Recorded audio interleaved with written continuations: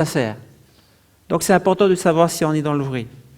Et ce soir, on va étudier certains éléments de la Bible et on va voir nous-mêmes si vraiment c'est important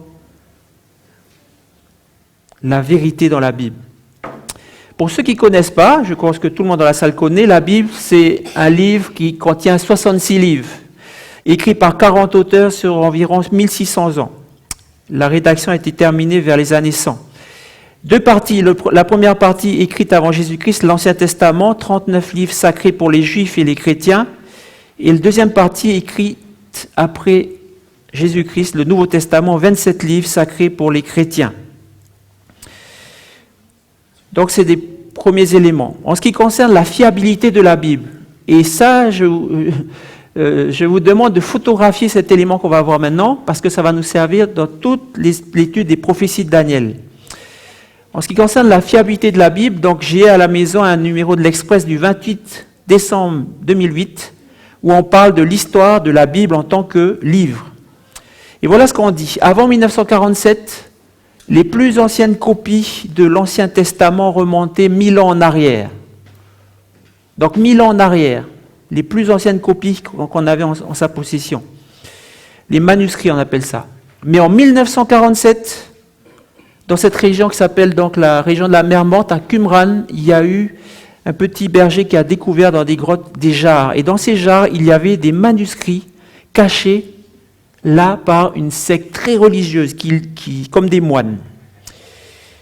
Et ces manuscrits donc sont exposés aujourd'hui dans le musée de Tel Aviv en Israël, dans ces jarres. Elles ont été reconstituées et il y a des centaines de spécialistes qui sont venus analyser ces manuscrits-là. Ils ont trouvé deux choses extraordinaires. La première chose, c'est que tous ces manuscrits, il y a des extraits de tous les livres de l'Ancien Testament dans ces manuscrits. Sauf un seul, le livre d'Esther. Sinon, tous les autres livres de l'Ancien Testament, ils ont retrouvé des extraits dans ces manuscrits. La deuxième chose incroyable, c'est qu'ils se sont dit, on aimerait bien savoir de quand ça date ces manuscrits. Et ils ont fait les datations scientifiques et ils ont découvert que ces manuscrits datent du 2e siècle avant Jésus-Christ. 2e siècle avant Jésus-Christ, c'est-à-dire il y a 2200 ans en arrière maintenant. Ça veut dire que les plus anciennes copies qu'ils avaient jusqu'en 1947, c'était moins 1000 ans, et là, après 1947, c'est moins 2200 ans, c'est 1200 ans en arrière. Et là, ils ont comparé ces manuscrits de l'Ancien Testament aux manuscrits d'il y a 1000 ans. Et ils ont découvert qu'il y a des toutes petites différences de rien du tout, mais à 99%, c'est la même chose. Ça veut dire que l'Ancien Testament qu'on a, quand nous on lit en français, c'est traduit sur des manuscrits en hébreu, l'Ancien Testament qu'on a, c'est le même Ancien Testament qu'il y a 2200 ans. Et dans cet Ancien Testament, dans ces manuscrits, il y a le livre de Daniel qu'on va étudier pendant toute cette série. Donc quand on va parler des prophéties de Daniel, rappelez-vous toujours qu'il y a des manuscrits de Daniel qui remontent à 2200 ans avant. Ce qu'on va étudier ensemble pendant toute cette série-là, ça existait il y a 2200 ans, c'est scientifiquement prouvé. Maintenant, voilà la conclusion de l'Express. L'Express dit « Le livre saint montre une constance unique, car son contenu est sans doute le plus invariable, le plus fidèle de tous les écrits humains. Les rouleaux de la mer Morte démontrent qu'on peut se fier à l'Ancien Testament de manière incontestable. » Donc à la question « Est-ce que la Bible a été trafiquée ?» La grande réponse aujourd'hui, en 1947, elle est claire, non. La Bible est fiable. Elle a été conservée jusqu'à aujourd'hui et c'est déjà un miracle, c'est quelque chose d'extraordinaire. Maintenant, regardons l'origine divine de la Bible. La Bible nous dit, c'est poussé par le Saint-Esprit que des hommes ont parlé de la part de Dieu. Donc Dieu, le Saint-Esprit, va parler à un homme inspiré qu'on va appeler un prophète, et le prophète va donner un message de Dieu à des auditeurs de son époque, dans une langue de son époque, dans la culture, le contexte de son époque. Et finalement, ce message de Dieu délivré à ses auditeurs à cette époque va être conservé par écrit, et c'est ça qui va constituer donc l'ensemble des Écritures, ce qu'on appelle la Bible aujourd'hui. Et c'est pour ça que la Bible elle-même dit « Toute l'Écriture est inspirée de Dieu ». Donc ça, c'est ce que la Bible dit. La Bible dit que c'est Dieu qui est derrière la Bible. Ça, c'est ce que la Bible dit. Mais comment être sûr qu'il y a bien la main de Dieu derrière la Bible? Eh bien, c'est simple, la Bible contient des choses qui dépassent ce que les êtres humains peuvent faire. Une de ces choses, c'est la prophétie biblique. C'est ce qu'on va étudier dans ces séries. Qu'est-ce que c'est que la prophétie biblique? Est-ce que c'est deviner le numéro du prochain loto? Pas du tout. Est-ce que c'est deviner quelle guerre il y aura bientôt? C'est pas du tout ça le but de la prophétie. D'abord, le Seigneur dit « Je ne fais rien sans avoir révélé mon secret à mes serviteurs les prophètes ». Quand Dieu intervient dans le monde, d'abord, il révèle ce qu'il va faire à ses prophètes. Pourquoi est-ce que Dieu fait ça? Jésus va nous expliquer lui-même à son époque. Il dit à ses disciples, « Dès à présent, je vous le dis, avant que la chose arrive, afin que, lorsqu'elle arrivera, vous croyiez à ce que je suis. » En d'autres termes, la prophétie, ça fonctionne comme ça. Dieu va intervenir dans l'histoire, il dit d'abord à ses prophètes, les prophètes disent, « Tiens, Dieu va faire ça. » Et après, la chose arrive. Et la conclusion à avoir à la fin, c'est Dieu avait dit, ça s'est réalisé, donc nous pouvons avoir confiance en Dieu, nous pouvons croire que Dieu est là, que Dieu est celui qu'il dit qu'il est. Ça, c'est le but de la prophétie biblique. Et donc, nous allons prier ensemble parce que nous allons voir une de ces prophéties. Ce sont des prophéties qui sont connues par certains d'entre vous, mais on va essayer vraiment de rentrer dans la signification de cette prophétie pour nous aujourd'hui. On va prier, si vous le voulez bien, on va incliner la tête. Seigneur, comme dit la Bible, tu as inspiré des hommes, des prophètes à parler de ta part dans l'histoire, afin que lorsque les choses vont arriver comme tu l'as prédit par tes prophètes, nous puissions croire en toi. Seigneur, c'est cela même que tu as destiné la prophétie à être pour nous un moyen de croire en toi. Aussi, Seigneur, nous réclamons encore ton Esprit Saint pour diriger cette présentation et que ce soit toi-même qui nous fasse croire en toi. Te demandons cette grâce au nom de Jésus. Amen. Amen.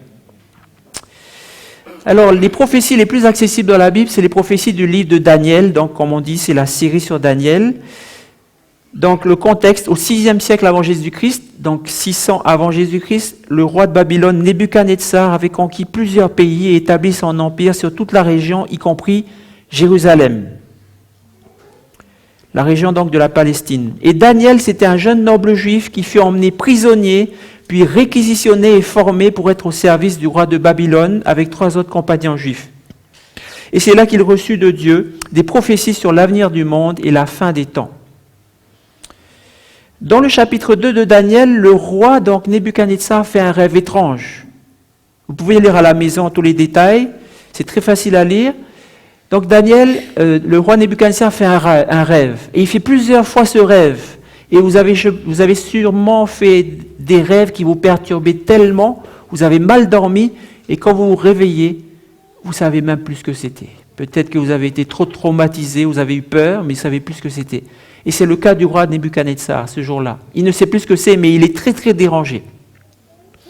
Et donc il se lève, et Nebuchadnezzar, c'est le roi de Babylone. Babylone, c'est là où est né l'art de la magie, l'art de la divination, l'art de l'astrologie. Donc, à la cour de ce roi, il y a beaucoup de devins, de magiciens, d'astrologues. Ce sont des gens qui ont des pouvoirs surnaturels. Et ce roi va leur demander, dites-moi, qu'est-ce que j'ai rêvé? Et tout le monde va dire, mais personne ne connaît ton rêve, dis-nous. Et on va interpréter, je ne sais plus, mais vous avez des pouvoirs surnaturels. Alors dites-moi. Et ils n'arrivent pas à lui dire.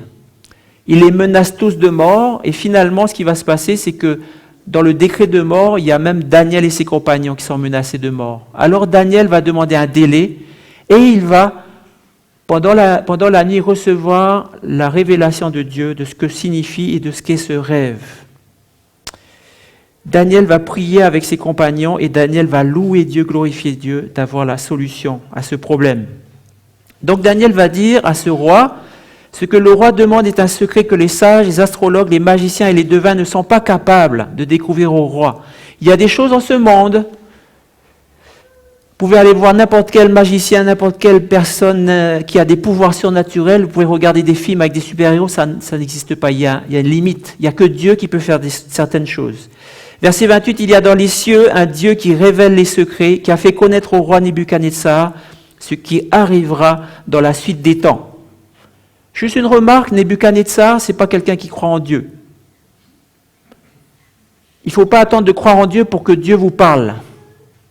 Et Dieu peut vous parler alors que vous ne croyez pas en lui. Mais c'est Dieu qui va vous expliquer pourquoi vous pouvez croire en lui. Donc, Dieu s'adresse à ce roi païen pour lui dire, voilà ce qui arrivera dans la fin des temps, dans la suite des temps. Verset 31, « Ô roi, tu regardais, tu voyais une grande statue. Cette statue était immense et d'une splendeur extraordinaire. Elle était debout devant toi, son aspect était terrible. » Il continue l'explication au verset 32, « La tête de cette statue était d'or pur, sa poitrine et ses bras étaient d'argent, son ventre et ses cuisses étaient d'airain. » Le mot airain, c'est un vieux mot pour le bronze. « Ses jambes de fer, ses pieds en partie de fer et en partie d'argile. » Voilà la description de la statue. Si je faisais un jeu et je disais, vous regardez plus et dites-moi les métaux de la statue, est-ce que vous allez arriver facilement? Oui? Il y en a qui ont vu ça depuis longtemps. Mais si vous avez vu ça pour la première fois ou la deuxième fois, c'est très facile de retenir l'ordre des métaux. Vous pensez aux Jeux Olympiques, l'or, l'argent, le bronze. Et après, il y a le fer et l'argile. Le fer et l'argile, c'est ce qui constitue l'acier après. Mais le fer et l'argile. Donc c'est très simple de retenir ce rêve-là. C'est une statue. Dans la pensée d'un Babylonien, une statue comme ça parle de Dieu. Les Babyloniens étaient des païens qui avaient beaucoup de statues, beaucoup d'idoles. Et quand on rêve d'une idole, ça veut dire que c'est un message des dieux. Et c'est pour ça que Nebuchadnezzar a été un petit peu embêté par ce rêve. On va voir pourquoi après. Parce que la suite de ce rêve, c'est quoi? Tu regardais lorsqu'une pierre se détacha sans le secours d'aucune main, frappa les pieds de fer et d'argile de la statue et les mit en pièces. Alors le fer, l'argile, l'airain, l'argent et l'or furent brisés ensemble et devinrent comme la balle qui s'échappe du nerf en été. Le vent les emporta, nulle trace n'en fut retrouvée. Mais la pierre qui avait frappé la statue devint une grande montagne et remplit toute la terre. Vous voyez, pour un roi païen, statue, idole égale message des dieux, et c'est une catastrophe qu'il voit. Il y a quelque chose qui ne va pas. Il a peur. Le roi Nebuchadnezzar, donc, sait que c'est ce rêve-là, et Daniel, maintenant, va lui expliquer ce qu'il a rêvé. Voilà l'explication du rêve. Ô roi Nebuchadnezzar, tu es la tête d'or. Après toi, un royaume moindre que le tien. Et j'ai mis en rouge royaume. Retenez bien ça, c'est un royaume. Puis un troisième royaume qui sera de bronze, qui dominera sur toute la terre. Il y aura un quatrième royaume fort comme du fer. Il brisera et rompra tout comme le fer. Comme les pieds de fer mêlés avec l'argile, ce quatrième royaume sera divisé en parties fortes et en parties fragiles, et ces rois se mêleront par des alliances humaines, mais ils ne seront pas unis. Voilà l'explication de ce rêve. Cette statue, c'est un symbole des royaumes qui vont arriver. Il y a combien de royaumes qui arrivent?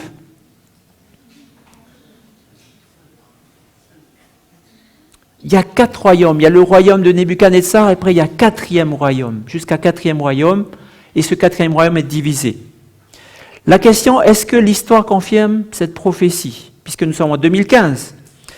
Alors habituellement, quand je présente ce message, je présente à mes amis dans leur salon, et j'amène l'encyclopédie, et ils regardent l'encyclopédie. Donc je ne peux pas vous faire ça ce soir. Mais sachez que les encyclopédies sont à la maison et on regarde l'empire babylonien de Nebuchadnezzar. Et voilà les dates de règne de Nebuchadnezzar. Ensuite, il y a eu l'empire perse.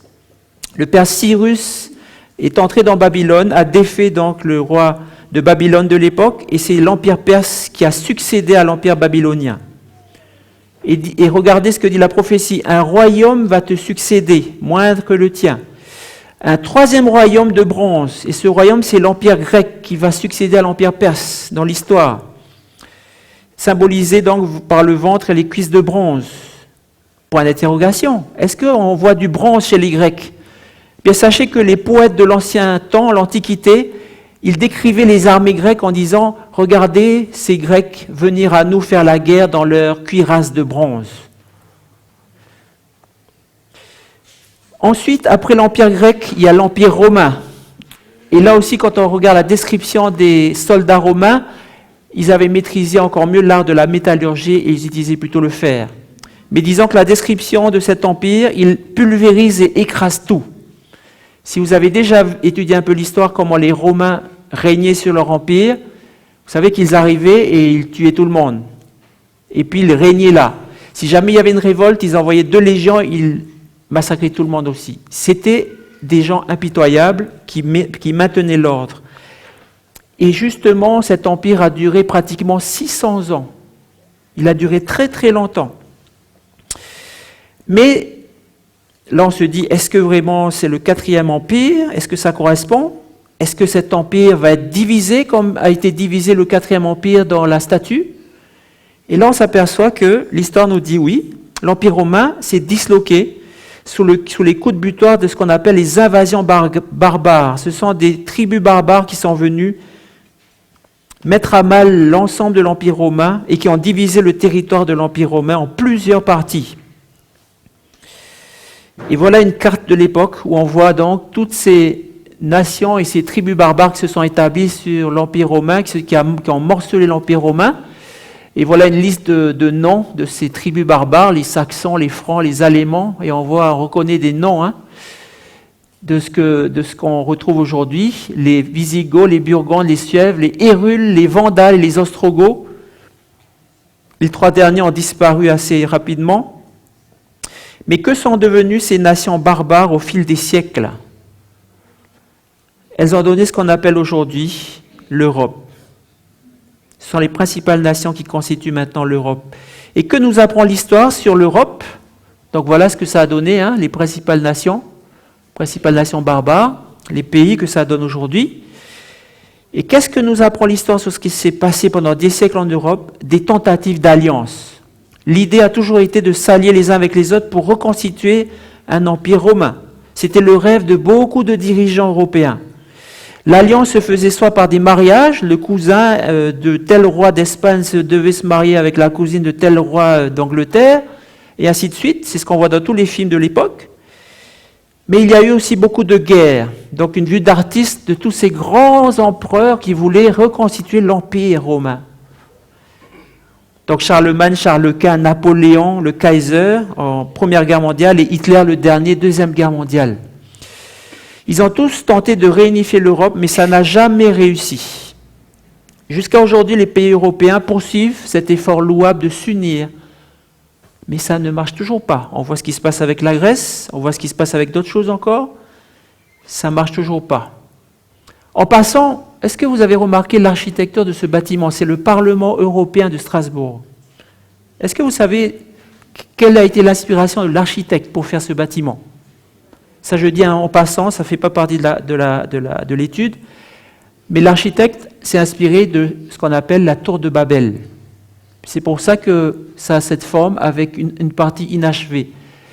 Ça symbolise cette volonté de reconstruire cette unité de tous les hommes, comme dans la tour de Babel, qui, soit dit en passant, donc, au niveau de la Genèse, c'était une tentative de dire à Dieu, nous n'avons pas besoin de toi pour construire l'humanité. Mais maintenant, force est de constater que la prophétie a vu juste. Jusqu'à aujourd'hui, l'Europe n'est pas unie. Et je n'ai pas amené ce soir la petite photo. Il y avait une brochure de ceux qui avaient étudié cette prophétie en 1900, pendant la Deuxième Guerre mondiale, une brochure où il disait clairement Hitler ne réussira pas, il ne va pas réussir ce qu'il veut faire, parce que la prophétie a dit que cette Europe ne sera jamais réunifiée.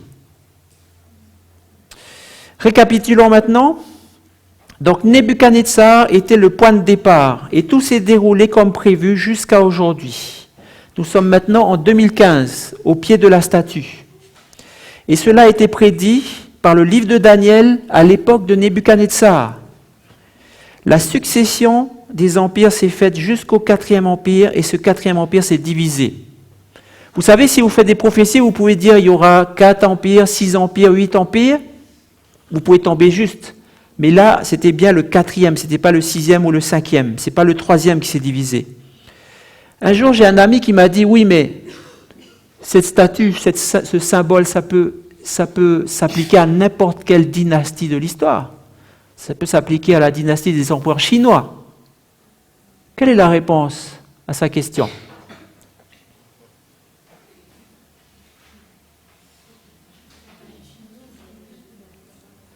Le texte de Daniel dit, toi Nebuchadnezzar, c'est toi la tête d'or.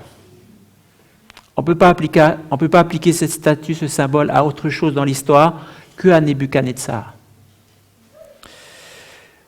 C'est un peu comme une sorte de fermeture éclair. Vous avez la statue ici, vous avez l'histoire ici, et Daniel dit, il faut coller là. La tête d'or, c'est Nebuchadnezzar. Et quand vous regardez l'histoire, ça se referme parfaitement.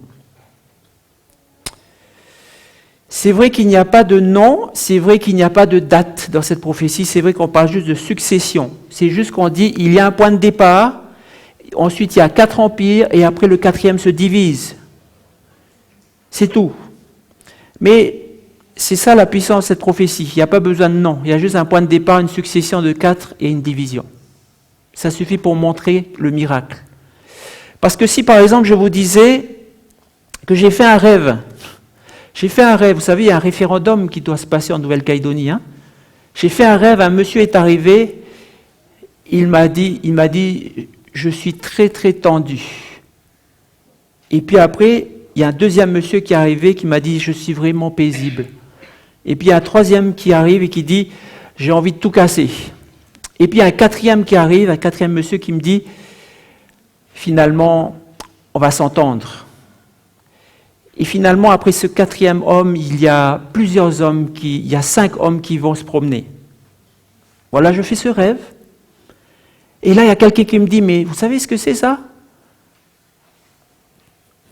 Les hommes, c'est les référendums de Nouvelle-Calédonie. Le premier référendum, ce sera un référendum tendu. Le deuxième, ce sera un référendum paisible. Le troisième, tout va exploser. Le quatrième, on va s'entendre et ça va être divisé en 5, la Nouvelle-Calédonie.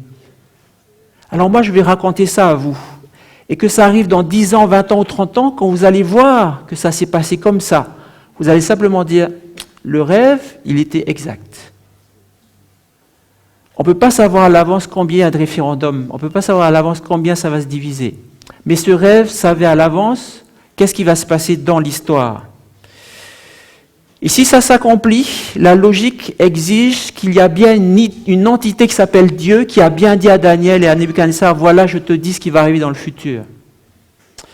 Il y a bien un Dieu qui est derrière ça et il ne peut pas y avoir de tricherie. D'ailleurs, vous savez que ceux qui ont étudié ça au 19e siècle, ils ont été en but à une opposition, puisque les gens disaient, ah ouais, c'est vraiment que ça marche vraiment bien. Ça marche tellement bien que nous, on n'y croit pas. Ah bon, pourquoi vous n'y croyez pas ? Parce que justement, ce n'est pas possible que ça marche bien comme ça. Donc il doit y avoir une tricherie. Le livre de Daniel n'a pas été écrit au début là-bas. Le livre de Daniel a été écrit à la fin. Et puis c'est tellement vieux, on ne sait plus qui c'est qui a écrit. Et puis d'après les manuscrits, ce livre de Daniel, il a pu être écrit 1000 ans avant. Et il n'y a qu'à regarder dans le livre d'histoire et puis faire un symbole qui ressemble à ce qu'on voit dans l'histoire. Donc, au 19e siècle et jusqu'au début du 20e siècle, il y avait des controverses sur cette prophétie. Les théologiens et puis ceux qui ne voulaient pas croire disent non, mais c'est faux, Daniel, c'est un trucage. Tellement ça marche bien. Mais le problème maintenant, c'est qu'en 1947,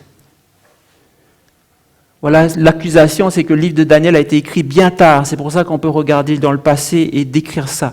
Le problème maintenant, en 1947, on voit que le livre de Daniel a été écrit au 2e siècle avant Jésus-Christ, au plus tard. C'est des preuves physiques. Donc le livre de Daniel remonte au moins ici à l'époque du ventre et des cuisses de bronze, au 2e siècle avant Jésus-Christ. Il est impossible de prédire que le prochain empire, ce sera l'Empire romain et qu'il va être divisé. Et les spécialistes disent aussi que le livre de Daniel a été retrouvé donc dans ces manuscrits de la mer morte. C'était détenu par une secte. Donc ce sont des gens qui toute la journée lisaient les Écritures.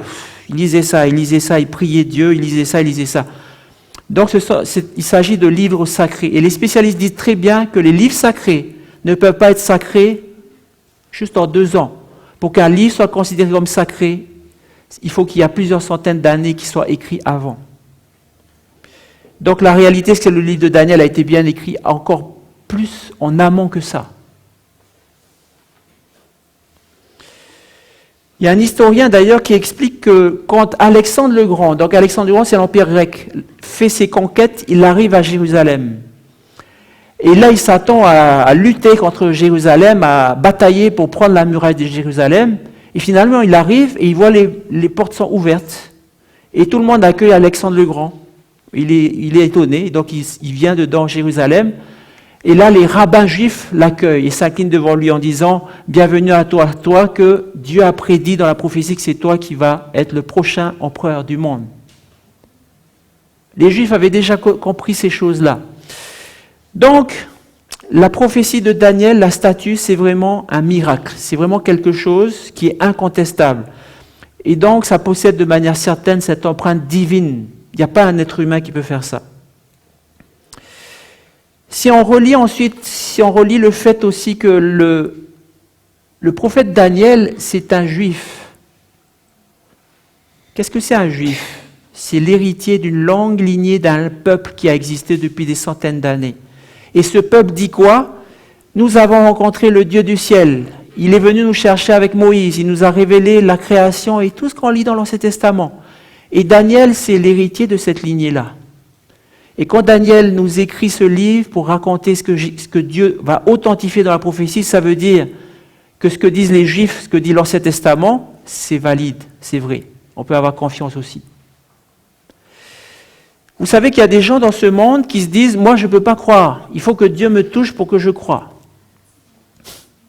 Vous n'avez pas besoin que Dieu vous touche pour que vous croyiez. Il faut regarder juste cette prophétie. Déjà, vous pouvez croire. Vous pouvez avoir une occasion de croire. Si vous ne voulez pas croire, vous êtes libre.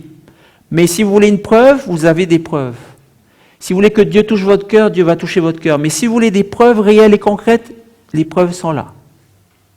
La Bible entière est cohérente et elle porte ainsi avec le prophète Daniel cette empreinte divine qui surpasse les capacités humaines.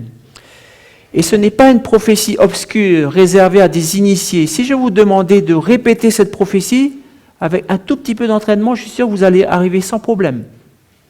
Si vous regardez toutes les autres prophéties du monde, c'est très compliqué. Les prophéties Maya, Nostradamus, c'est incompréhensible.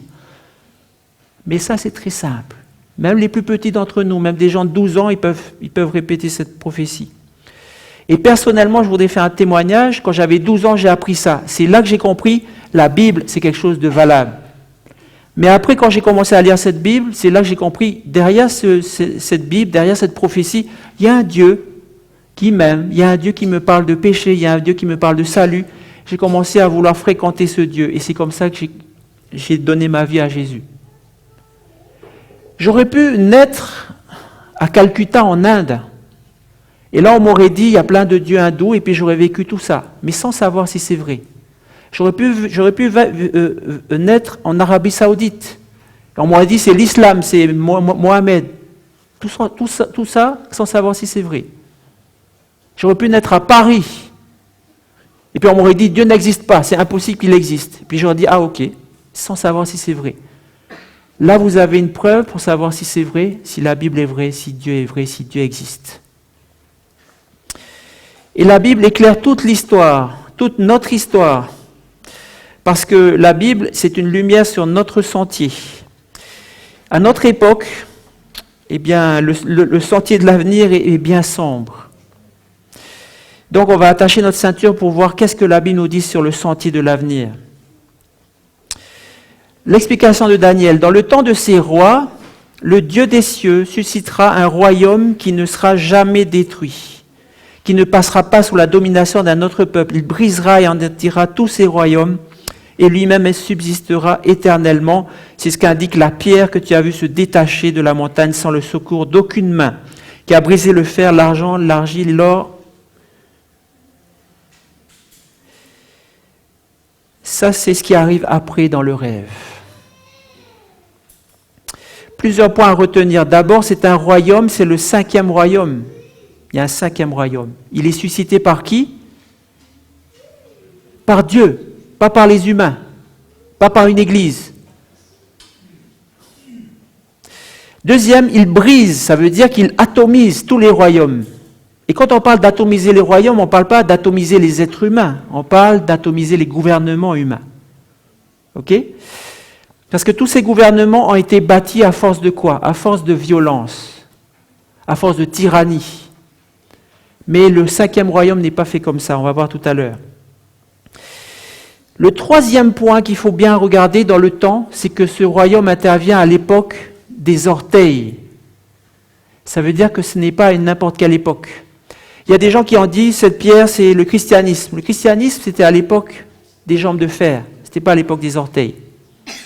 Donc cette chose vient devant nous, puisque nous n'avons pas encore vu les gouvernements tomber. Nous n'avons pas encore vu tout ce que dit cette prophétie. Donc cette chose est devant nous. Et dernière chose, c'est le royaume final et éternel. Il n'y en a pas d'autre derrière. Il n'y a pas d'autre étape. C'est un royaume qui s'établit avec fracas.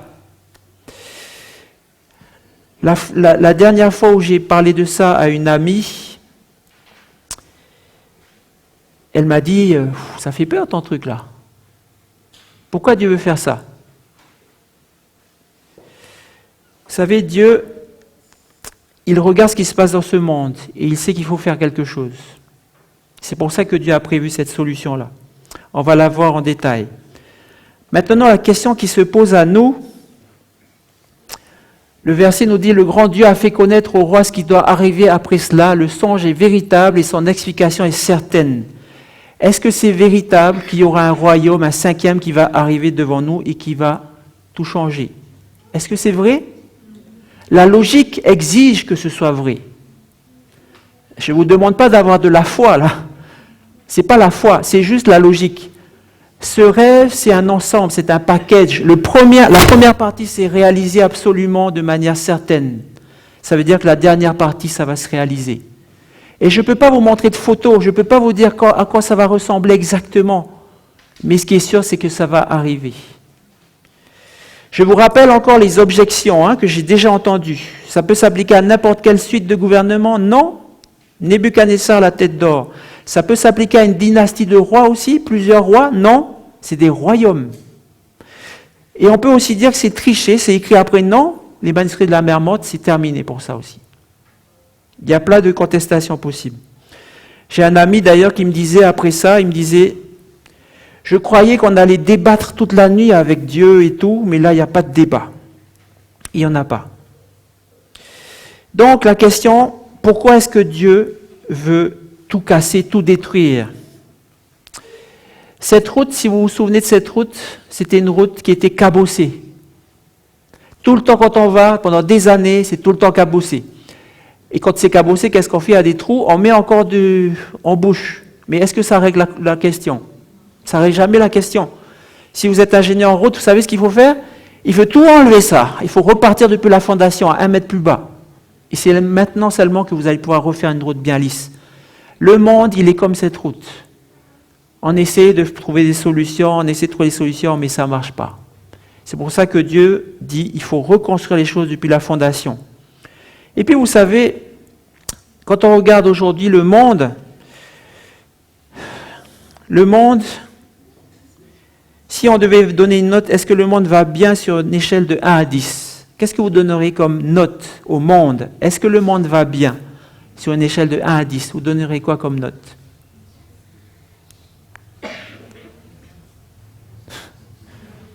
Ah, plus fort que 0 quand même?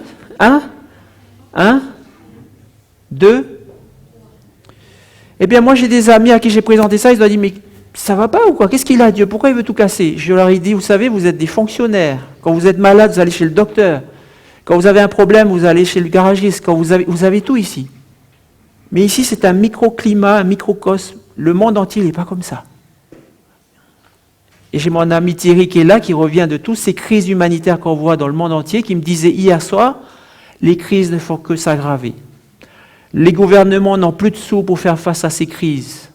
Même les ONG sont dépassés, même les systèmes gouvernementaux, ils n'arrivent plus. Ils sont à la limite, ils n'arrivent plus. Et ça ne va pas se calmer. Il y a beaucoup de gens sur cette planète qui se demandent qu'est-ce qu'on va devenir, comment on va faire. Allah, qu'est-ce que tu fais? Et peut-être c'est normal, mais quand même. Et qui prient tous leurs dieux et qui regardent le ciel. Je me souviens même, il y avait Francis Cabrel un jour qui avait fait une chanson qui parle de ça, qui disent les gens regardent dans le ciel pour savoir qu'est-ce qui se passe, qu'est-ce qui va arriver, pourquoi on est là et comment on va s'en sortir. Il y a des gens qui disent, si tu existes Dieu, pourquoi tu ne fais rien? Il y avait un rabbin qui disait ça à Dieu. Seigneur, pourquoi tu laisses faire toute cette injustice? Seigneur, je me plains, pourquoi tu fais ça? Et pourquoi tu fais rien? Et Dieu répond, il dit, tu sais, il va falloir que je descende pour réparer l'injustice, mais je vais devoir réparer aussi ton injustice. Est-ce que tu es prêt? Vous savez, Dieu n'est pas inactif. Dieu prépare, Dieu a son plan. Et son plan, on va le voir avant la fin de cette session, et on va l'étudier dans les autres séries. Dieu réalise que le monde souffre et Dieu va établir un nouveau monde. Et c'est une bonne nouvelle. Je vous invite à ouvrir Matthieu 24, verset 14. Matthieu 24, verset 14. Parce que le Daniel nous dit qu'il y a donc un 5e royaume qui arrive. Un 5e, qui sera le royaume de Dieu, qui sera le royaume final et éternel. Et dans Matthieu 24, 14, qu'est-ce qu'on nous dit? Cette bonne nouvelle de quoi? Cette bonne nouvelle du salut en Jésus? Cette bonne nouvelle de l'amour de Dieu? Cette bonne nouvelle du royaume sera prêchée au monde entier pour servir de témoignage. Parce que le monde entier a besoin d'avoir des témoins qui disent « Le royaume de Dieu arrive. Aujourd'hui, ça ne va pas. Et demain, peut-être, tu vas mourir. Mais sache qu'il y a un royaume qui arrive, qui va régler tout ça. » Il y a des gouvernements qui font toutes sortes de choses bien. Il y a des systèmes qui font toutes sortes de choses bien. Mais le dernier système qui va régler tout ça, c'est le royaume de Dieu. Et c'est vrai que quand quelqu'un souffre, il faut l'aider. Quand il y a des problèmes, il faut trouver des solutions. On n'est pas là à rien faire. Mais sachant que même le jour où on ne pourra plus rien faire, Dieu, lui, il a sa solution finale. On peut espérer dedans. Et cet espoir de ce royaume final parcourt toute la Bible. On lit dans 2 Pierre 3, verset 13, « Mais nous attendons, selon sa promesse, de nouveaux cieux et une nouvelle terre où la justice habitera. » Amen. En Angleterre, il y avait une publicité sur un bus qui disait « Dieu n'existe probablement pas, donc profitez de la vie. » C'est une publicité sur un bus en Angleterre. Dieu n'existe probablement pas, alors profitez de la vie. Vous savez qui c'est qui profite de la vie quand on dit Dieu n'existe pas? C'est tous les bandits. C'est tous les gens qui font du mal. Eux, ils peuvent profiter de la vie. Ils vont se démener pour profiter de la vie. Parce que si Dieu n'existe pas, il n'y a personne qui va arriver à la fin pour demander des comptes. Mais Dieu nous promet un royaume où il y aura une justice. Il n'y aura plus d'injustice. Dieu nous promet un royaume où il y aura de nouveaux cieux et une nouvelle terre. Il y a cette terre qui est complètement polluée aujourd'hui. Tous les experts disent qu'elle est polluée. Et tout le monde commence à dire, mais on ne va pas réussir à la sauver. Tous les experts. Mais Dieu nous dit, il y aura un nouvel environnement, recréé dans ce royaume de Dieu. Et je répète encore, j'insiste, ça, j'ai jamais vu, j'ai pas de preuve. La seule preuve que j'ai, c'est Daniel 2. Qui nous dit ce qui s'est passé dans le passé et qui nous dit qu'un jour il y aura ça. C'est la seule preuve que j'ai. Mais moi j'y crois à ça. Apocalypse 21, verset 4. Il essuiera toute larme de leurs yeux et la mort ne sera plus. Il n'y aura plus ni deuil, ni cri, ni douleur, car les premières choses sont disparues. Est-ce que vous êtes habitué à aller voir les gens que vous aimez au cimetière? Vous aimez ça? Vous vous dites c'est normal? Quand vous êtes devant le corps et devant le cercueil et qu'on met dans le sol, ça vous satisfait? Dieu nous dit un jour il y aura un royaume, il n'y aura plus ça, il n'y aura plus de deuil. Est-ce que quand on vous crie dessus, quand on vous tape dessus, quand on vous menace, est-ce que vous aimez bien ça? Dans ce royaume, il n'y aura plus ça. Il n'y aura plus de violence, il n'y aura plus de douleur, il n'y aura plus ces choses. Écoutez encore cette description de la nature. Le loup habitera avec l'agneau et un petit enfant les conduira et le lion comme le bœuf mangera de la paille. Il ne se fera ni tort ni dommage sur toute ma montagne sainte, car la terre sera remplie de la connaissance de l'Éternel comme le fond de la mer par les eaux qui le couvrent. En ce jour, le rejetant d'Isaïe sera là comme une bannière pour tous les peuples. C'est une image du prophète aussi, qui nous dit, voilà ce qui va se passer sur la montagne sainte. Vous savez, cette montagne qui s'agrandit dans Daniel 2 et qui couvre toute la terre. Cette vision de cette montagne, meilleure que tous les parcs naturels que vous avez déjà visités, meilleure que tous les zoos que vous avez déjà visités, meilleure que tous les jardins d'enfants que vous avez déjà visités. Et qui est à la tête de ça? verset 10, c'est le rejetant d'Isaïe. Qui est le rejetant d'Isaïe? C'est le titre du Messie, celui qui vient sauver le monde pour Dieu. C'est ce qu'on voit dans l'Ancien Testament. Ce soir, nous avons vu donc la correspondance historique de Daniel 2. À gauche, c'est la statue. À droite, c'est l'application historique qui est incontestable. Mais on va voir aussi la prophétie de Daniel 7. Ce sera dans la 3e étude. Mais ce soir, on va voir déjà quelque chose d'important parce que Daniel 7, c'est une répétition de Daniel 2 avec les mêmes détails sous d'autres symboles. Mais le royaume de Dieu final, dans Daniel 7, il y a quelque chose de particulier qu'on va voir dès ce soir. Dans Daniel 7, le royaume final de Dieu est incarné par un personnage. Ce personnage, le voici, Daniel 7, versets 13 à 14. « Sur les nuées des cieux arriva quelqu'un de semblable à un fils de l'homme. Sa domination est une domination éternelle qui ne passera pas et son règne ne sera jamais détruit. Même langage que le royaume final de Dieu, le 5e royaume qui ne sera jamais détruit. C'est lui le roi de ce 5e royaume. Et ce roi-là, il a un tapis volant, il a un véhicule personnel, un tapis volant de nuages. Il vole dessus. Le Fils de l'homme, c'est quelqu'un qui n'est pas un extraterrestre, qui n'est pas un ange, qui n'est pas une créature spéciale, c'est un Fils de l'homme. Qui est ce personnage spécial? Jésus, dans le Nouveau Testament, va dire, c'est moi ce personnage spécial. Il va dire, je suis le Christ, le Fils de Dieu béni, et vous verrez le Fils de l'homme assis à la droite de la puissance de Dieu et venant sur les nuées du ciel. 600 ans avant Jésus-Christ, il y a cette prophétie. À l'époque de Jésus-Christ, Jésus dit, c'est moi le personnage de Daniel 7. Et tous les Juifs de l'époque qui l'écoutent disent, ah, c'est toi le Messie? Et jusqu'à aujourd'hui, les Juifs n'ont pas cru que c'était lui. Mais j'ai une bonne nouvelle pour vous. Dans la prochaine session d'études, mardi prochain, nous allons démontrer de manière incontestable avec Daniel 9 que Jésus est le Messie. On va voir ça mardi prochain. Maintenant, Jésus est en train de parler ici de son irruption à la fin des temps. Vous verrez le Fils de l'homme assis à la droite de la puissance de Dieu. Image de Daniel 7, le royaume final. Un jour, le royaume final va arriver et c'est moi le roi de ce royaume final et je vais apparaître sur les nuées des cieux. Vous avez déjà vu Jésus apparaître sur les nuées des cieux? Pas encore, hein? Donc il n'est pas encore arrivé, mais il va arriver. Et Jésus va décrire les conditions qui prévaudront lorsqu'il va arriver. Il y aura de l'angoisse chez les nations qui ne sauront que faire, au bruit de la mer et des flots. Est-ce que c'est le bruit de la mer qui monte? Je ne sais pas. Verset 26, « Les hommes rendant l'âme de terreur dans l'attente de ce qui surviendra pour la terre, car les puissances des cieux seront ébranlées. » Puissances des cieux seront ébranlées. Vous voulez dire des cyclones à 400 km/h? Je ne sais pas. « Alors on verra le Fils de l'homme venant sur une nuée avec puissance et une grande gloire. » Si on regarde ce que disent les gens aujourd'hui, je vais lire rapidement un extrait du site Euractiv, c'est un site de Nouvelle Européenne. Voilà cet extrait-là qui dit « Le constat est unanime, la fréquence et l'intensité des catastrophes naturelles augmentent avec le réchauffement climatique. Depuis 1980, les données disponibles montrent une augmentation de 233% des catastrophes liées au climat. Les sécheresses, inondations, cyclones et incendies, entre autres, sont devenues à la fois plus fréquentes et plus complexes et plus intenses, rappelle Oxfam France. Oxfam, c'est Oxford Committee for Famine Relief. C'est une confédération d'ONG qui lutte sur les terrains politiques, économiques et humanitaires contre la pauvreté et l'injustice dans le monde.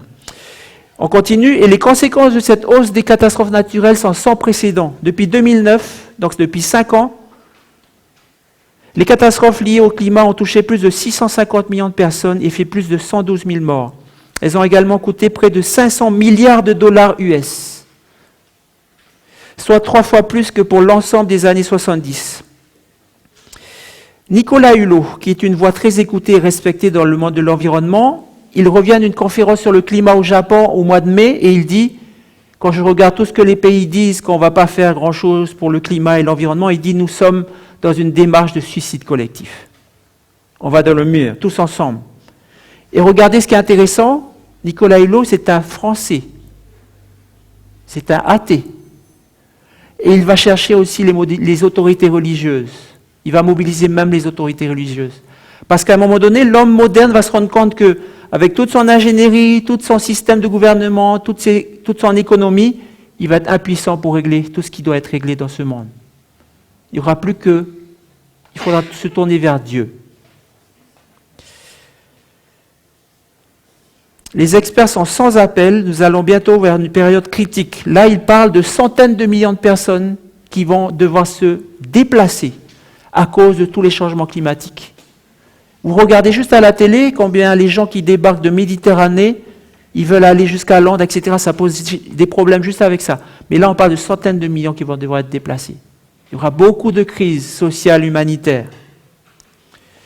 Revenons maintenant à la Bible. Quelle position adopter par rapport à cette chose très pessimiste? Ça fait peur.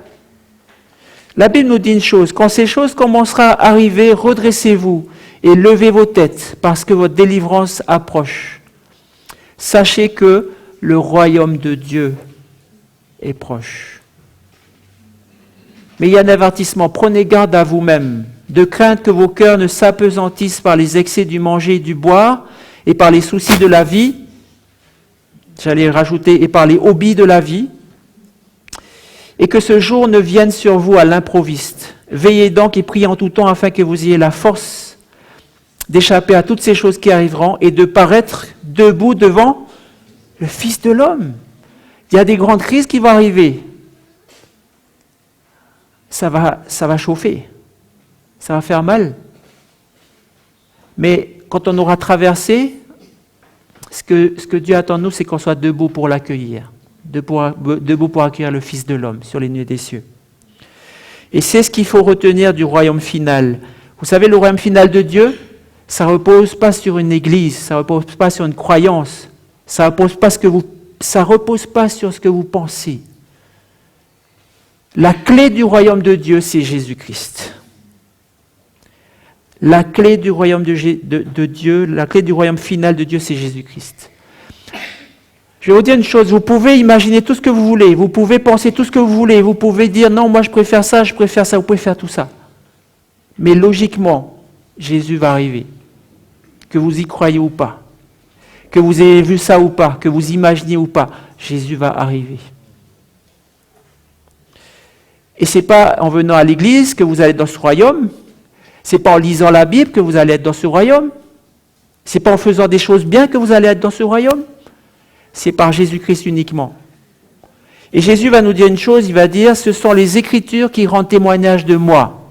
Si vous voulez avoir une relation avec le futur roi du royaume de Dieu, il faut le connaître. Je vous pose une question, est-ce que vous connaissez Tom Cruise? Vous connaissez Tom Cruise? Oui. Bon, maintenant je vous pose la question qui va... Est-ce que lui, il vous connaît? Non. Jésus-Christ va dire un jour à des gens qui pensaient le connaître, il dit, moi je ne vous connais pas. Tu as fait ceci, tu as fait cela, tu as chassé des démons, tu as fait des bonnes œuvres partout, mais moi je ne te connais pas. Et vous savez, si Jésus ne vous connaît pas, vous allez voir un Jésus débarquer, et vous allez dire, et moi alors? Parce que Jésus ne vous connaîtra pas. Mais pour ceux qui choisissent de croire en Jésus, c'est la bonne nouvelle de toute leur vie. Même si demain j'ai un cancer et je meurs, je connais Jésus. Jésus me connaît. J'ai une relation avec lui. Et quand il va arriver, je vais le voir debout. Je vais être debout pour le voir. C'est pour ça que les prophéties ont été écrites. C'est pour nous dire, l'histoire a été révélée. Croyez en Jésus maintenant. Et c'est pour ça qu'on nous dit, lisez les Écritures. Jésus nous dit, ce sont les Écritures qui vont vous donner un témoignage de moi pour savoir comment avoir une relation avec moi. Donc ce n'est pas l'Église qui va vous sauver. Mais quand vous allez venir à cette Église et que vous allez lire la Bible et que vous allez connaître Jésus, là oui, vous allez être dans le royaume de Dieu. Si vous venez à l'Église pour autre chose que ça, vous risquez de ne pas avoir ce qu'il faut. Si vous lisez la Bible pour autre chose que ça, vous risquez de ne pas être dans le 5e royaume. Mais voici ce qu'est l'esprit de la prophétie. Dans Apocalypse, on nous dit l'esprit de la prophétie, c'est le témoignage de Jésus. La prophétie, ce n'est pas pour deviner l'avenir. La prophétie, c'est pour dire croyez en Jésus. Et vous pouvez croire en Jésus, c'est fiable. Regardez l'histoire, regardez ce qui se passe. Croyez en Jésus, c'est fiable. Vous pouvez avoir confiance en Jésus. Dieu nous dit, qui a prédit ces choses dès le commencement, depuis longtemps les a annoncées. N'est-ce pas moi l'Éternel? Il n'y a pas d'autre Dieu que moi. Il n'y a que Dieu qui peut prédire ces choses. Mais ce n'est pas n'importe quel Dieu. Ce n'est pas un Dieu qui est juste quelqu'un qui prévoit l'avenir. C'est le seul Dieu quoi? Qui est juste et qui sauve. On nous parle de justice et on nous parle de salut. C'est le seul qui soit comme ça. Encore une fois, quelles que soient nos opinions, nos préférences personnelles, le royaume de Dieu va arriver, va percuter notre réalité. Et je vais donner un témoignage personnel. Moi, ça fait longtemps que je crois en Dieu, mais il m'arrive de chuter, et il n'y a pas longtemps d'ailleurs. Il m'arrive d'être confus dans ma tête, il m'arrive de douter. Quand je vois autour de moi tout le monde qui dit « Moi, j'ai rien à faire de Dieu, j'ai rien à faire de la Bible, tout ça », des fois, je me dis oh, « Qu'est-ce que je fais là ?» Et il y a même des fois, je suis déprimé. Et il y a même des fois, je dis « Mais Dieu, qu'est-ce que tu fais ?» Il y a même des fois, je pleure parce que je me dis « Mais Dieu, tu fais rien pour moi. » Mais il y a toujours un moment où Dieu va me rappeler, tu te souviens de Daniel 2, et tu te souviens de Daniel 9, et tu te souviens de Daniel 7 et de Daniel 8, on s'arrête dans la liste, c'est pas assez, tu n'as pas assez pour continuer à croire? Et là je continue à croire, et là je fais bien de continuer à croire, parce que là je recouvre encore la réalité que Dieu est là, dans notre vie, dans ma vie. Avec cette prophétie, j'ai appris une chose, c'est que quand Dieu dit quelque chose, elle se réalise. Et quand je lis dans ma Bible que Dieu dit des choses sur moi, ça va se réaliser. Quand Dieu dit dans la Bible des choses sur son Église, ça va se réaliser. Quand Dieu dit quelque chose, ça va se passer. Quand je lis cette Bible et que Dieu dit, voilà ce que je te dis Jean-Marc, voilà ce que je te dis Pasteur Jérémie, voilà ce que je te dis Thomas, c'est vrai, ça va arriver. Pas seulement sur l'avenir, mais aussi sur la justice. C'est pour ça que Dieu nous dit, tournez-vous vers moi, vous serez sauvés. Ce n'est pas une question de prédiction d'histoire, la prophétie, c'est pour votre salut. Tournez-vous vers moi, vous serez sauvés, vous tous qui êtes aux extrémités de la terre, aux extrémités jusqu'à Nouméa. Car je suis Dieu, il n'y en a pas d'autre. Même si vous décidez d'ignorer la prophétie, elle va s'accomplir. Et peut-être même qu'elle va s'accomplir, pas pour vous parce que vous n'y croyez pas, mais pour vos enfants. Vos enfants vont y aller, mais pas vous parce que vous ne voulez pas. Mais Dieu dit que ce serait vraiment dommage. Dieu invite quiconque le souhaite dans son royaume éternel. Et il attend que vous l'acceptiez dans votre vie. D'ailleurs, accepter Jésus dans notre vie en tant que quoi? En tant que quoi? En tant que roi.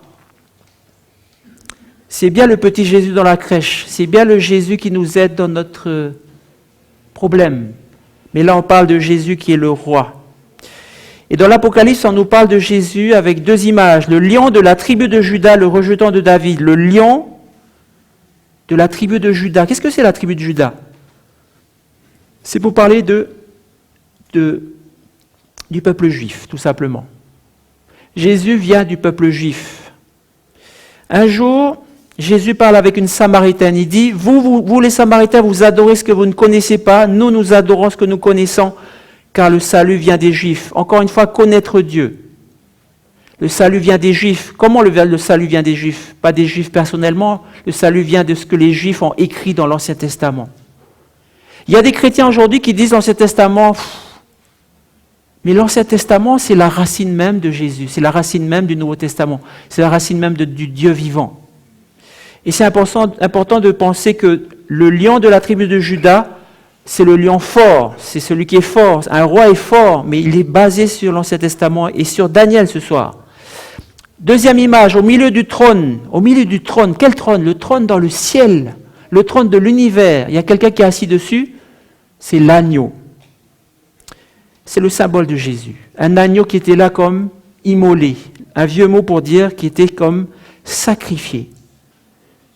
Le roi qui va régner sur le 5e royaume, c'est un roi qui est comparé à un agneau. Symbole de la douceur, de l'innocence, de la gentillesse. C'est un agneau qui a été sacrifié. Pourquoi sacrifié? Parce que c'est un agneau aussi qui est qualifié d'agneau de Dieu qui ôte le péché du monde. L'injustice règne dans ce monde à cause du péché. Et donc l'agneau de Dieu, Jésus, c'est lui qui vient ôter le péché du monde, qui s'est sacrifié. Voici qui est notre roi. C'est un roi qui s'est incliné, qui s'est humilié et qui s'est sacrifié pour ses futurs sujets. C'est un roi qui fonctionne sur l'amour. Car Dieu a tant aimé le monde qu'il a donné son Fils unique afin que quiconque croit en lui ne périsse pas, mais qu'il ait la vie éternelle. Dieu est un Dieu de justice. Et parce que le monde a abandonné Dieu, l'injustice règne. Mais Dieu rétablit la justice avec Jésus-Christ par son sacrifice. Et Dieu veut nous sauver. Il ne veut pas qu'on périsse, mais il veut qu'on ait la vie éternelle. Jésus est descendu pour cela. Et nous allons voir la semaine prochaine que Jésus était vraiment celui qui est descendu. C'est attesté par la prophétie de Daniel, chapitre 9. Et par Jésus, nous avons accès au royaume éternel. Jésus nous dit que votre cœur ne se trouble pas, croyez en Dieu, croyez en moi, et lorsque je m'en serai allé et que je vous aurai préparé une place, je reviendrai et je vous prendrai avec moi, afin que là où je suis, vous y soyez aussi. Quand vous avez foi en ce Jésus, quand vous avez une relation avec Jésus, Jésus nous dit, tu sais, on a une relation entre guillemets spirituelle, entre guillemets à distance, mais un jour on va se retrouver. Un jour, tu vas pouvoir toucher mes yeux et mon visage. Un jour, tu vas serrer ma main.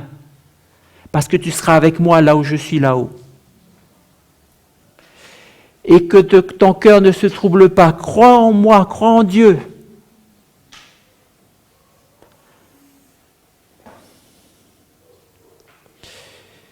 La Bible raconte que sur la croix, Jésus était cloué près d'un brigand, condamné à mort pour ses crimes.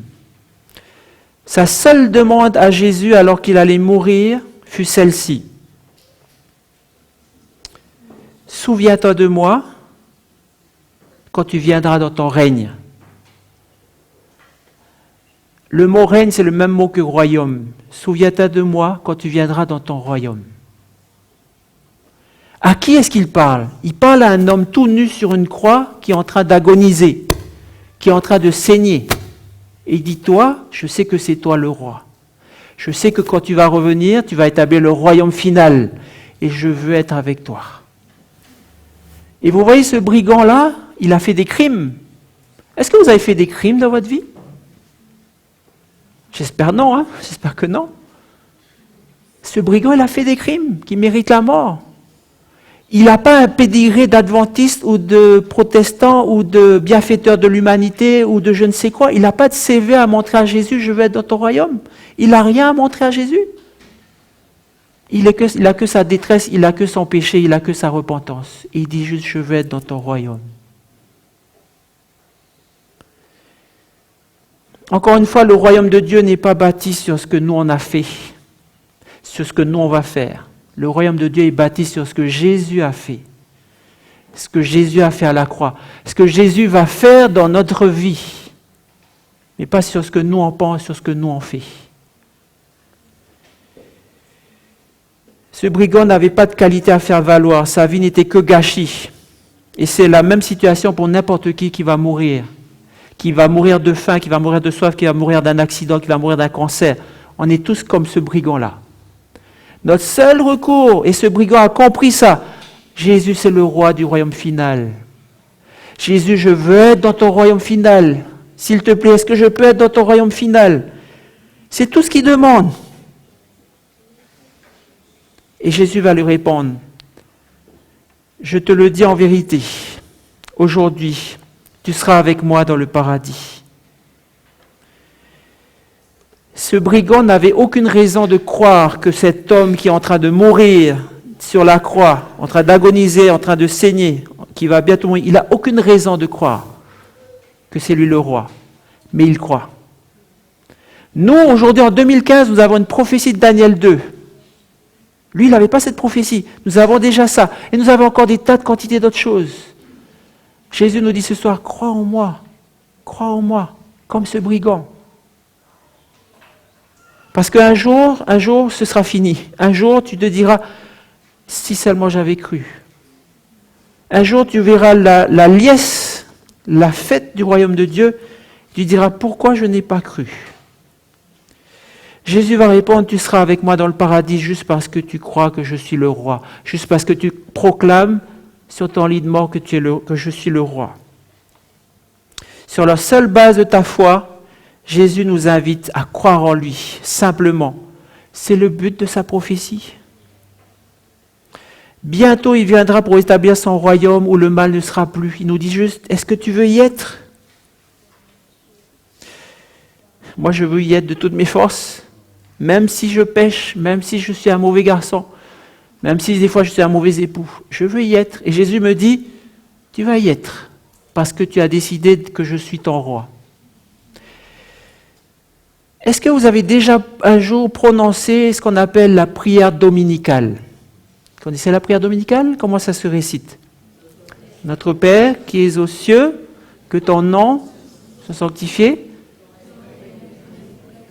que ton règne vienne. C'est la même prière que le brigand. Est-ce que vous saisissez que quand vous priez cette prière, quand vous chantez cette prière, vous êtes en train de dire à Dieu que ton royaume arrive. Je veux que tu sois le roi. Je veux enfin ce 5e royaume qui va mettre fin au malheur, à la détresse. Si vous n'avez jamais réfléchi à ça, la prochaine fois que vous allez prier cette prière, est-ce que ce sera juste des mots ou est-ce que vraiment c'est la vérité qui sort de notre bouche? Que ton royaume arrive.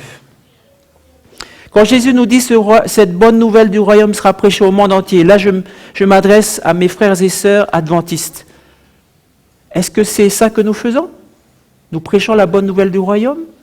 Est-ce que de toutes nos forces disponibles, c'est ça que nous allons faire? Parce que la Bible nous dit, alors viendra la fin. Alors viendra Jésus. Si nous restons assis, mes frères et sœurs, il est logique de penser que Jésus ne va pas arriver. Il est logique de penser que peut-être nous n'avons pas besoin de ce 5e royaume, que nous ne voyons pas de toutes nos forces que c'est la priorité ultime, pas seulement pour nous, mais pour les gens autour de nous, pour tous ceux qui souffrent. Que ton royaume arrive, que ton règne vienne. Je suis ici pour vous dire ce soir que quand vous priez cette prière, que ton royaume arrive, ce n'est pas juste un souhait. C'est une réalité absolue, c'est une certitude. Le royaume va arriver.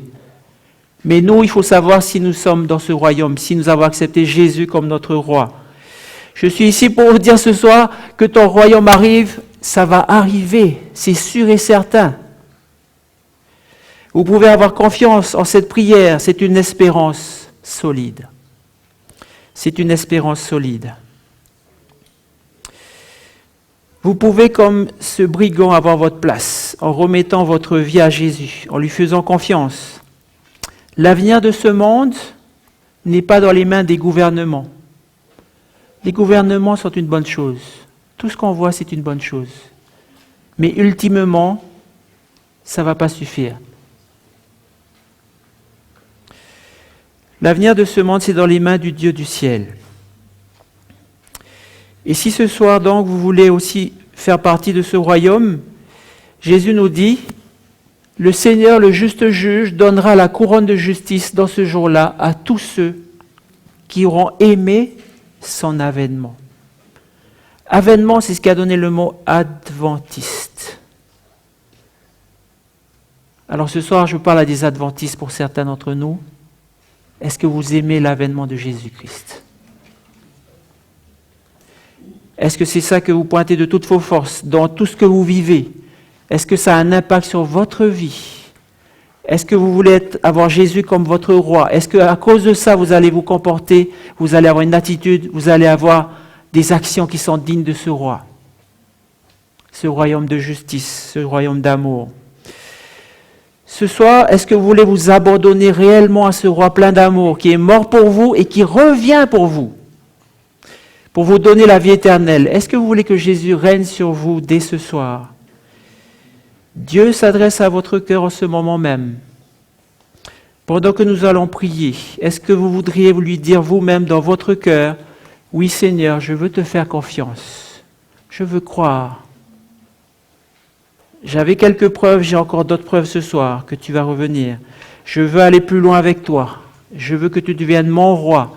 Je veux que le royaume de Dieu soit dans ma vie déjà maintenant, pour montrer à tous que tu les aimes également et que tu reviens bientôt. Je vous invite à vous lever, nous allons prier.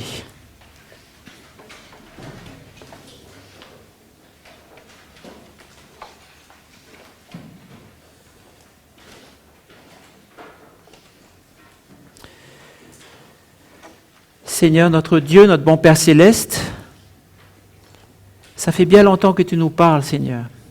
Ça fait bien longtemps que depuis des centaines d'années, tu as donné des messages à tes prophètes, qui les ont écrits, et que nous avons jusqu'à aujourd'hui, que nous pouvons lire dans des vieux livres, dans des nouveaux livres,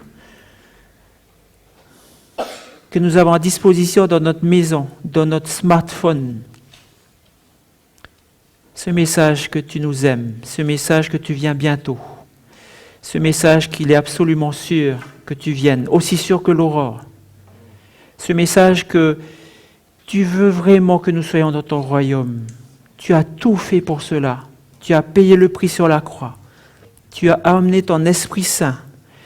Tu transformes notre cœur chaque jour pour que nous puissions vivre ces valeurs du royaume, pour démontrer au monde entier qu'il y a un Dieu qui les aime et qu'il y a un Dieu qui promet des solutions maintenant, mais surtout une solution finale, définitive, qui nous promet la vie éternelle. Seigneur, tu nous as tant parlé.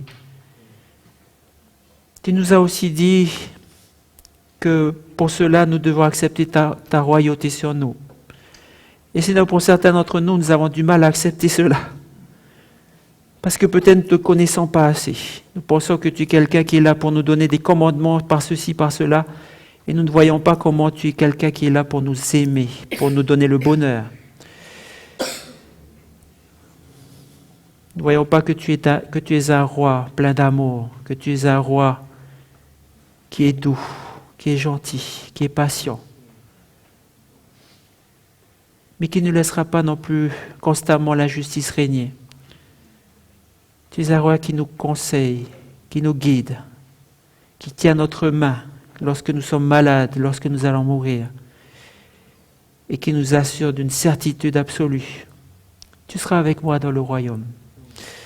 Seigneur, je te prie que ton esprit se saisisse de nous, chacun de nous ici dans cette salle, afin que nous puissions répondre à ton appel, afin que nous puissions nous engager encore plus avec toi, pour ceux qui se sont engagés déjà, afin que nous puissions avoir aucun obstacle à ta royauté dans notre vie, afin que nous puissions annoncer cette bonne nouvelle du royaume par notre vie, par nos paroles, par nos attitudes, par cette Église que tu as suscitée, à tous ceux qui ne te connaissent pas, à tous ceux qui veulent être délivrés du mal, définitivement. Seigneur, je te prie de saisir ton Église. Je te prie aussi de saisir ceux qui n'ont pas encore décidé de croire à 100% en toi. Seigneur, je t'en prie. Je ne peux pas le faire, toi seul peux le faire. Parle à cette personne qui hésite, parle à cette personne qui ne sait pas trop, parle à cette personne qui est confuse. Seigneur, nous voulons être nombreux avec toi quand tu vas revenir. Seigneur, nous sommes tellement heureux de te connaître. Nous voulons que les autres connaissent ce bonheur, Seigneur. Te prions instamment ensemble pour tous ceux qui ne te reçoivent pas encore comme leur roi. Seigneur, nous te prions enfin que tu reviennes bientôt. Et j'entends que tu nous dis, que toi aussi tu nous pries d'annoncer cette bonne nouvelle du royaume. Seigneur, nous entendons que tu nous donnes la puissance de le faire. Ce sont là toutes nos prières, Seigneur, notre roi, notre Seigneur, Jésus-Christ. Nous te prions en ton nom. Amen. Amen. Amen.